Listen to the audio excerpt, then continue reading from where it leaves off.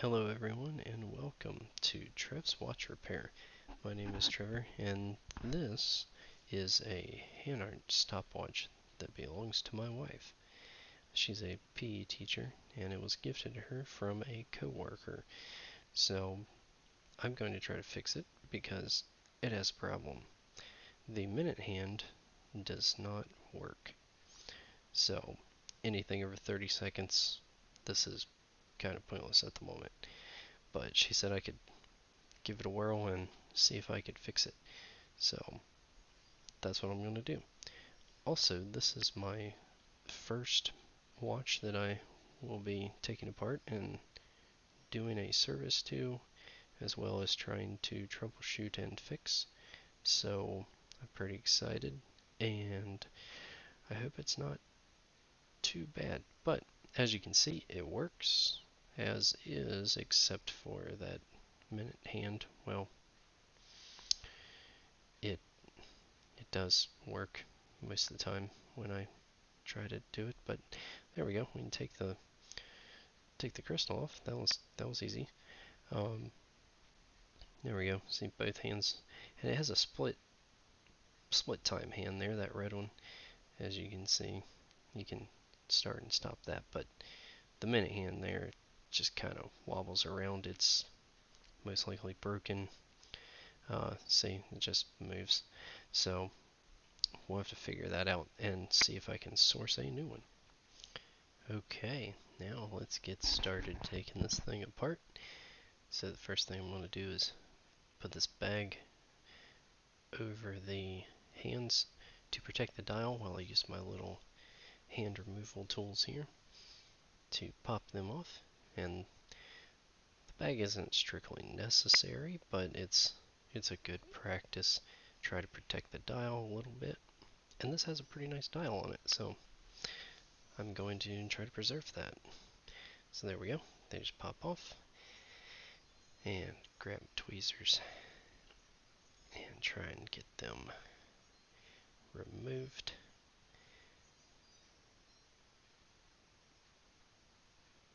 Oh, come here.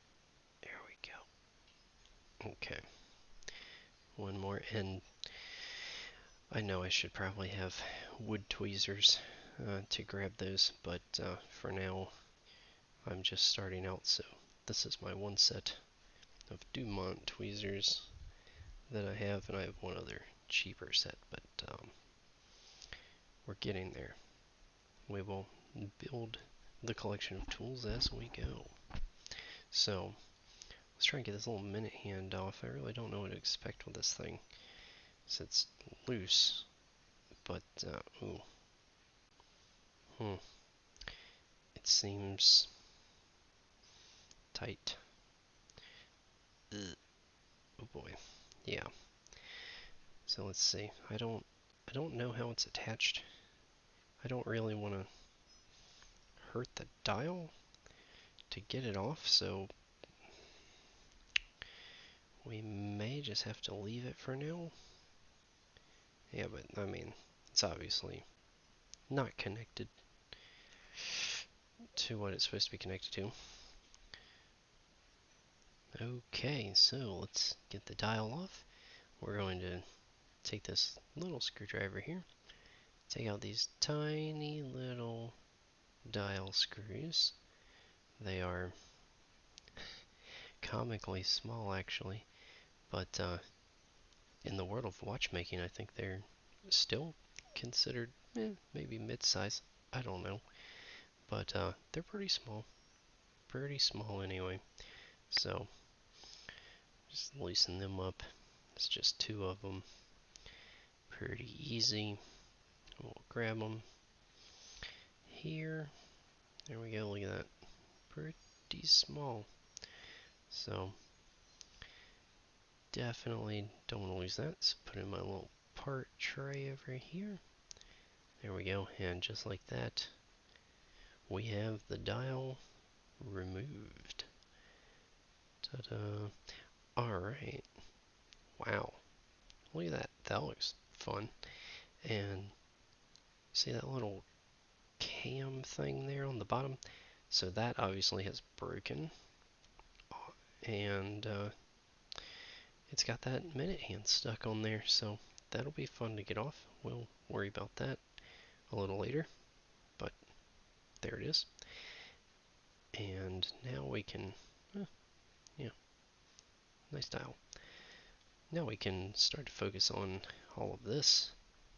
Wow, a lot of components. This is going to be fun.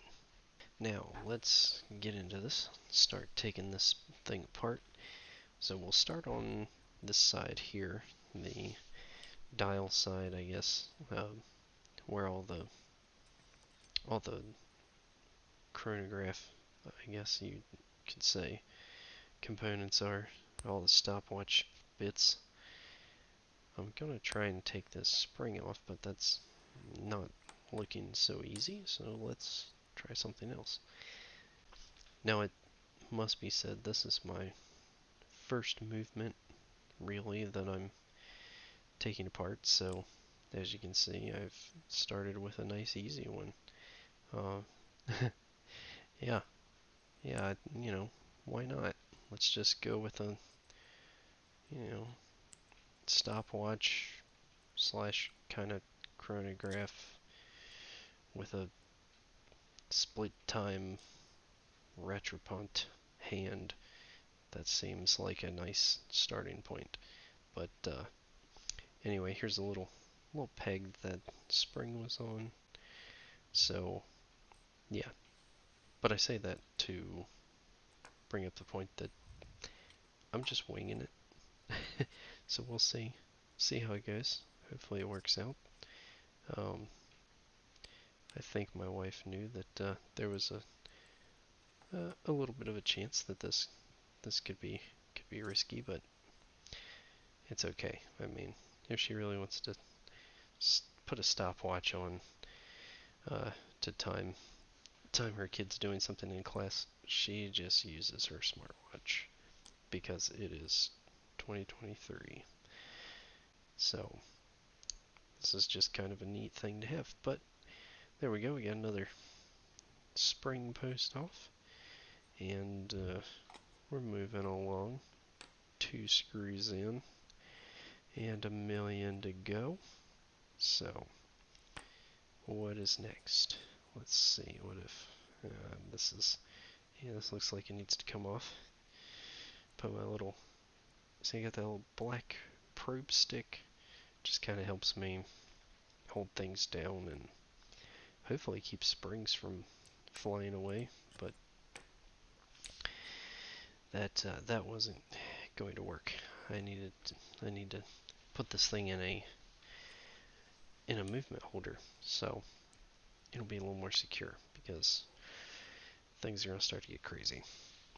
So here we go. Let's try this again. See if I can get the spring off. Very, very tiny little wire. I can't really grab it with my tweezers. That is a bit annoying. So don't know what I'm going to do here. I may just have to take these little hands off. So let's do that. Get our screwdriver here and take these big screws off and just, ooh yeah, those boys are on tight. Let's see, give it another whirl, grunt a little,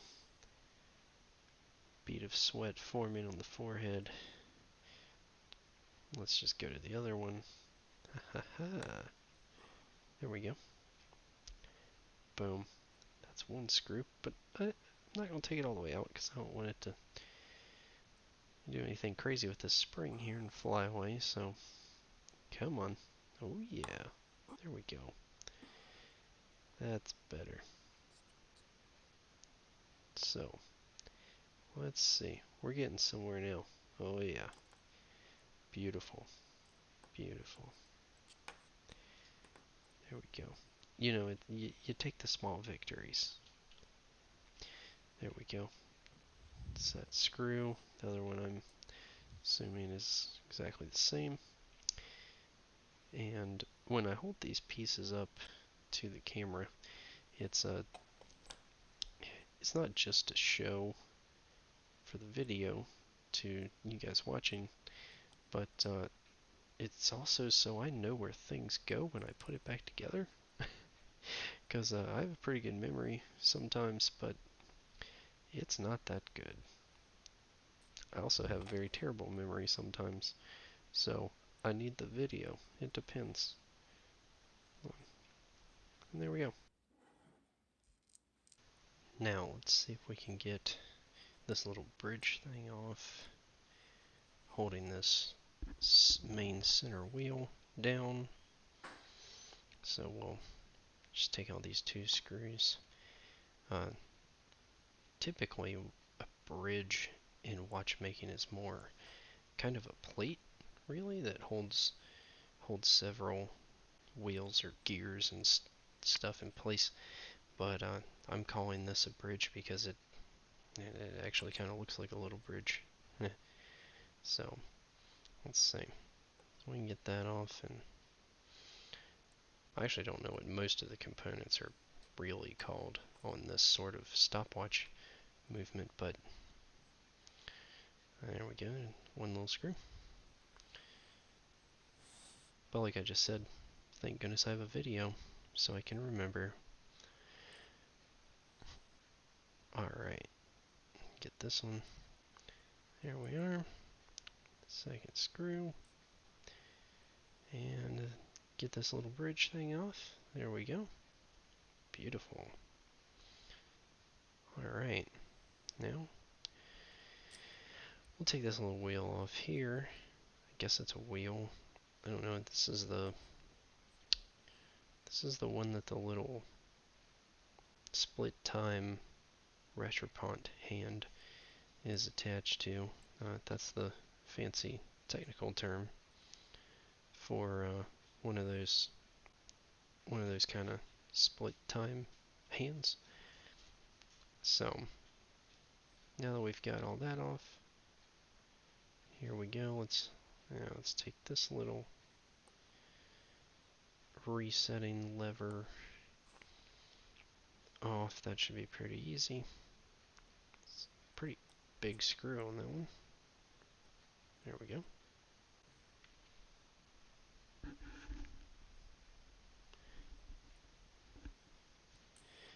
Yep, put that away. Here we go. I'm trying to be careful picking all these up, but I mean, I guess these aren't nearly as important as the timekeeping pieces.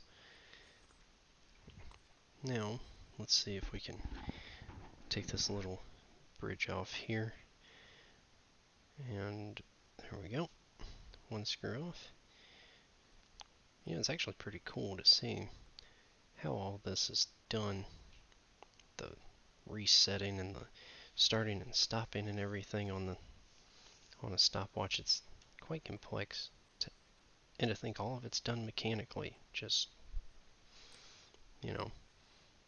with a spring, really. Spring gears. And another spring, hairspring on the balance wheel. So there we go. There's a screw. We're going to get this other screw out here. There we go. And, oh, there we go. Unfortunately, my camera had a little glitch there. Let's see. This one's just being stubborn. Come on out of there. There we go. There we go. Okay. Now, I don't really know what this little bridge is for. I wasn't paying attention. Good thing I have it on tape. Or, it's not tape anymore, is it? Oh boy. Yeah, it's kind of stuck. So let's see. Let's see if we can get it off here. It's really on there. Now, oh, there we go. Popped right off. So, see those little pins on the bottom? Kind of locate it Really, just have to perfectly pull it up to get it off. Now, let's see if we can get this, get this spring off here, the one that returns the start and stop mechanism of the stem. There we go. Cool. That is free. So now let's unscrew it. There we go. Easy peasy. That really wasn't too bad. That's a pretty stiff spring, so I was kind of expecting it to be a little harder. But there we go. Beautiful. And another screw. Remember where that goes. Ha ha. Ah, yes, there we go. Now, let's see. What's coming off next? How about this little pusher up here? So this is for the split time / rattrapant hand, which I keep saying that word, rattrapant. It's, I believe it's French. I could be wrong there, but fancy word. And it really just means something along the lines of jump back to. So when you hit this pusher and it stops that red split time hand, it then, when you hit it again, it jumps back to where the other continuously moving second hand is, and that is the rattrapant. Very fancy word, pretty simple concept really, but there we go, got that out and spring came flying out. So let's see, and this is, let's take a look at this little post here. That's what that spring was on. So it goes around that post to pull that little pusher back up after you hit it. And this is the little cam wheel. I guess, yeah, cam wheel seems about right. A little click that gives you that nice click tactile feedback when you hit that pusher. Alright, now let's see what's coming off next. Take this little spring off for that little click there that we just took off. Pretty easy one there. Yeah, and you know, we're getting a pretty large collection of screws and components over here in my little tray. I'm discovering I really need to get another one, or one of those multi-tiered ones, because it's getting crowded and it's a lot to keep track of. So there we go, that's off. Let's see, now let's take off these little, I don't really know what they do. Maybe they're just like covers to keep this long arm down that you see there underneath them, but they're both held on by these two screws. So easy enough. Killing two birds with one stone there, or two stones I guess, since there's two screws. But there we go. Screw gone, and second screw. Let's see. So yeah, I'm sorry, I really don't know what the function of those are other than just to guide this little arm here. That's my guess. So there we go, top one. Now what you can't see in this view is on the end of that big arm there that has the spring on it. That has a little pin that goes down and stops the balance wheel when you hit the start stop button, which is the winding stem / crown on this watch, but it just it stops the wheel, and then when you hit it to start it, it comes down and it actually kind of kick starts the balance wheel again, and that's how you get the stop start. So pretty neat. Let's see, I'll take this little spring off, same sort of deal, little click spring on that cam wheel there for when you start and stop it. Nice. It's like, what an interesting shape that they had to come up with, you know, just for this little spring. Alright, now we're getting close to being done on this side, at least, I mean, disassembly wise. So, ooh, yeah, this is a big boy. It's going to be, okay, it wasn't too tight. Those other ones that were bigger were pretty tight, and I was kind of scared about this one, but got it, no problem. So here we go. See, and actually when I moved that over, if you look closely there on the right side, and well, you can see the wheels turning. So that's just running out some of the leftover energy in the mainspring. Here we go. We'll remove that. It's pretty big screw there. Has a little standoff so you can't get it too tight and make that lever arm there. This one I'm trying to pick up, not be able to move. So see that little pin sticking down? That's all there is. Just takes a little bit.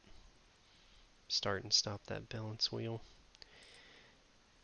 And there we go. So it's actually running, just chugging along. This thing runs fine. I'm literally just doing all this to have fun and try and fix that minute hand. So it was functional otherwise. Let's see. Contemplating. There was a lot of contemplation with this one. Not, yeah, that slides. I guess I gotta just, there you go. See, that's when you hit it, cut it on and off, start and stop it, I guess. Yeah, it's interesting. I'm just kind of admiring how they engineered this thing. So there we go. We'll take this screw off. Take this one off. Oh yeah. And this side is, man, basically done. Disassembled. Put it in the books. Alright. So, it's a cool looking wheel. Some parts just look cool, you know? Can't really explain why, or I mean, I guess you could. It has spikes on it. But anyway, there's another screw. Big thick-headed one. It's interesting, these different screws in this movement. Okay. See if we can get this pusher thing out here. There we go. Pretty crucial part. And we'll take this last little thing off of it here in a second, but yeah, there we go. So that's the, whoa, no, that thing jumped. There we go. Come back here. And there we have it. Now, you can see that I still have the, oh gosh, what's it called? The crown, the winding clutch and the wheel up there that the winding stem turns. They're in there, but they're kind of held in by a little spring. They'll come out pretty easy, but not too worried about it right now. So there we go. So we'll flip over to the watchmaker's side, as it's called, or the timekeeping side. On a normal watch, the other side would just be called the dial side, but on this it is the dial side, but it's also where all the fun stopwatch bits are. Let's see. So that seems to be running alright.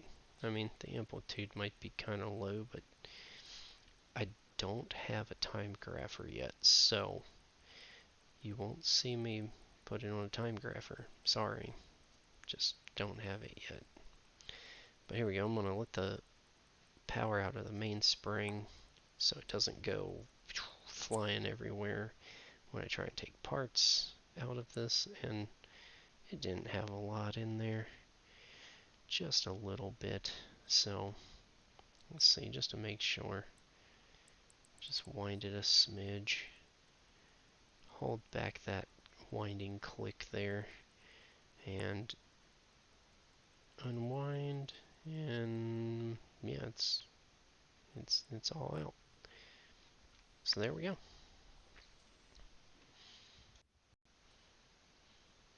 Okay, so let's start taking some of this off. There we go. We'll start with this balance wheel and the balance bridge. So you typically want to take these off first when working on a movement, just to protect the balance wheel and that hairspring that's on it. They are probably the most, that hairspring is probably the most delicate part on the watch, and you don't want to mess that up, because then, well, you got to replace it, and that's sometimes easier said than done. But let's see, this this bridge is kind of stuck on there, and that screw doesn't quite come out of its little recessed hole, but haha, there we go. So there's the screw. Easy enough. But now this thing is kind of wedged on there. Wedged. Turns out, from the other side, I noticed they had those little like guide pins in some of these pieces that are attached to the main plate. And it's like so finely machined that you have to lift it almost perfectly flat to get it out. So it's a bit tricky, but you can slowly kind of pry it, get it up, start to get a gap under there. You can, yeah. See, it's moving more. It's a slow, tedious little process, but there we go. There we go. Ha. And beautiful. And you see that oil there? That was probably helping keep it kind of attached. You know, you get real flat surface up against another really flat surface with some oil or water between it, and it can almost act like glue because it doesn't let any air in when you try to take it apart. So now I'm going to take off this crown wheel here, and or ratchet wheel, I think you call it. But you see that head of that screw, how it had those weird lines on it? That indicates that it is reverse threaded. So righty tighty, lefty loosey, no sir. It is the other way around. Lefty tighty, righty loosey. So because of the direction you wind it, it would loosen it up otherwise. So they reverse thread it. But there we go. So there's that wheel, and here is, no, this is the ratchet wheel, isn't it? This is the ratchet wheel. That was the crown wheel. What am I doing? Oh, there we go. I must have been looking through my camera or something, and oh boy, that's funny. Just spinning the screwdriver, you know, all willy-nilly. But there we go. Got that got that screw off too, pretty easy. And there we go. Big old fat head on that one. It is one nice thing about this stopwatch, it's pretty big, so components are big in watch terms and easier to work on. There's just a bunch of them in this watch. So in this one here, you see how it's got that square cut out in the middle. That's so it can grip the arbor on the mainspring, so that it actually, when the mainspring unwinds or when you try to wind it, it actually has something to grip onto. That little square there, as opposed to just spinning around. So there we go. We'll take our little click off here. Boom and boom. There we go. Alright. Now we're getting down here into a little deeper of the movement, and this is the pallet fork bridge I'm taking off now, which holds the pallet forks down. These are probably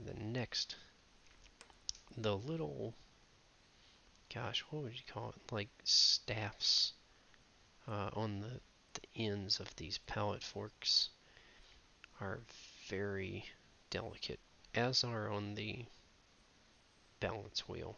But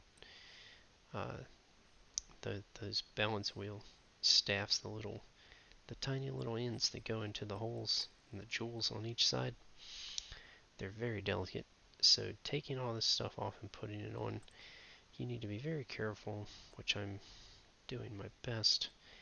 And again, this thing is in there with some of those little guide pins, I believe. So let's see, but we will get it. Do not fear. There we go. There's a screw for it. And the pallet fork, it locks and unlocks on that kind of funky looking wheel you can see there. That's the escape wheel. And see, there's this little guide nubs. I don't know the technical term for those little guide pins.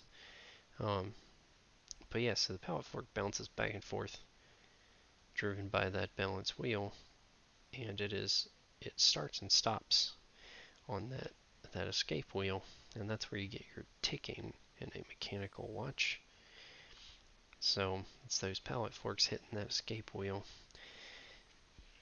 Really cool engineering in the escape wheel and pallet forks and the design of those. I started going down a rabbit hole one day reading on that, and I'm a pretty technical engineer guy, and whew, boy, that was getting dense. There's a lot of info on all that, a lot that goes into it. Super nerdy. So if you really want to nerd out on some watch physics, read about pallet fork and escape wheel design. Very, very interesting.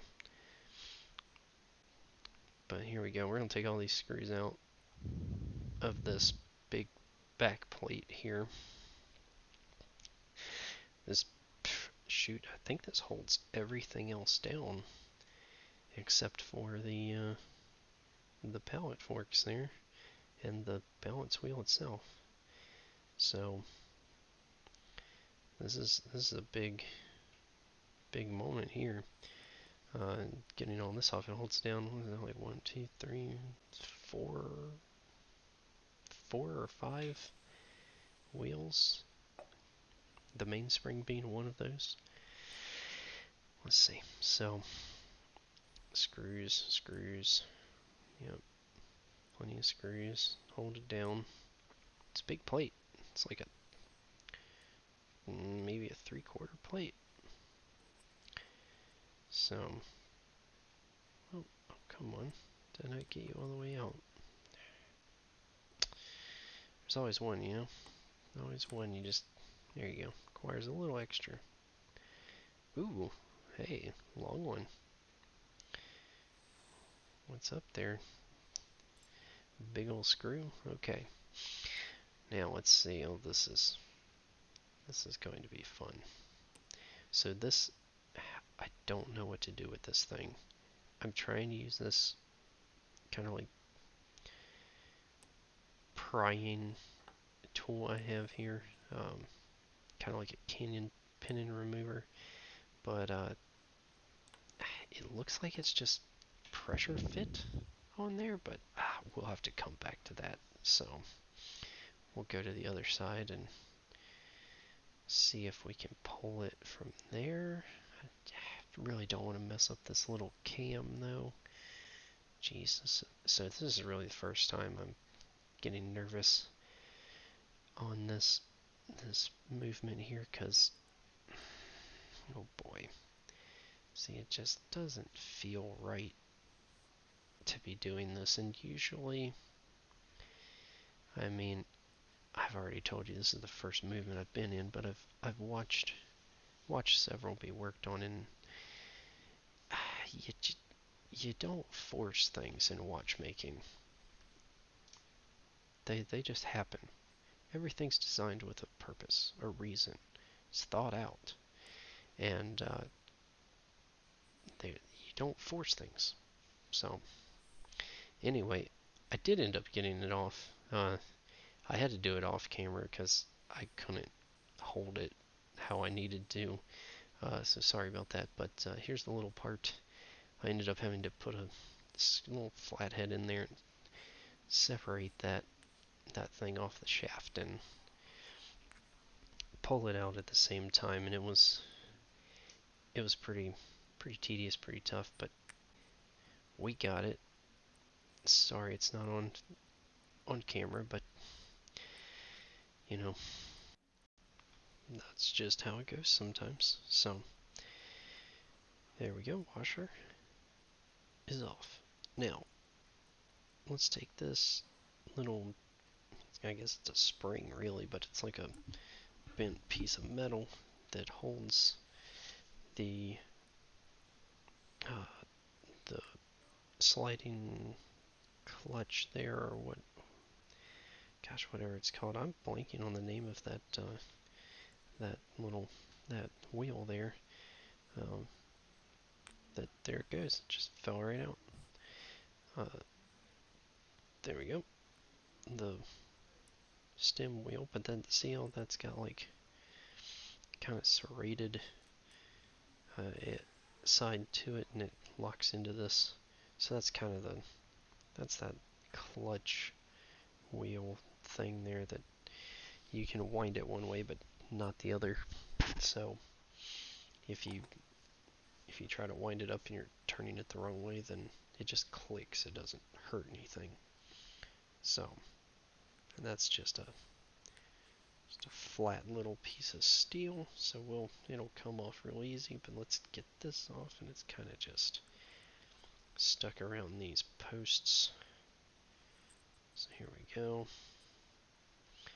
Just want to take this off easy and flat because all the shafts of all the wheels are in it. And there we go. We're off everything except that post, and ta-da! There you go. There's your wheel,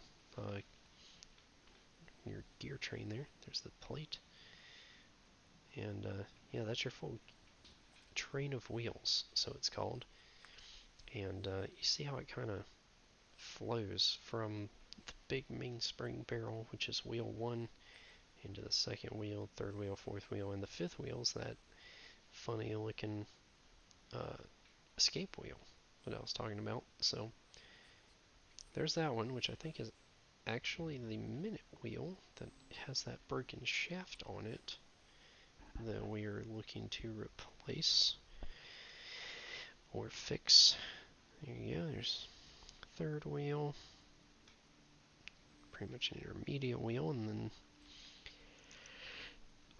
this next one, well, that's the escape wheel. that doesn't directly turn anything, but that is attached to this fourth wheel here, which has the seconds on it in this case. And let's get the mainspring barrel off. So there you go. Mainspring barrel has the mainspring in it, and that is something that unfortunately I'm not going to take apart and clean. I'm going to have to assume that it is in good enough working order because I do not have any mainspring winders. So another tool that I need to get, but like I said, I just started, so I don't have everything yet. I know that, and sorry, but you won't get to see me do that in this video. We'll maybe do it in a near future one. But there's that little spring, and there we go. So here's the wheel that has the broken shaft in it. You can kind of see it there. My camera doesn't glitch. See how that's filled that little end of the shaft? So that's where it was broken. Now, also I saw when I was disassembling this little, I don't know, broken off piece of something. I have no idea what it is, but it could be part of that shaft. There's no way of telling really, but loose little bits should not be floating around in your watch. So here we go. Now that we got it all disassembled, I'm gonna put all the little bits in these little baskets, all the parts and pieces, and I'm going to put them through a multi-step washing cycle in my ultrasonic cleaner with some special solvents and detergents and things, watch cleaning detergents. In the meantime, I decided I'd go back and try and get this minute hand off, and look at that. We were able to pop it off. I got brave, and there we go. Now that's the end of the disassembly, so if you'd like to see the second part of all this, where I reassemble the entire watch and go through that journey, please join me in the second video. I'll have it linked up here in the top right corner of the video, and I hope to see you in that one. So, see you soon.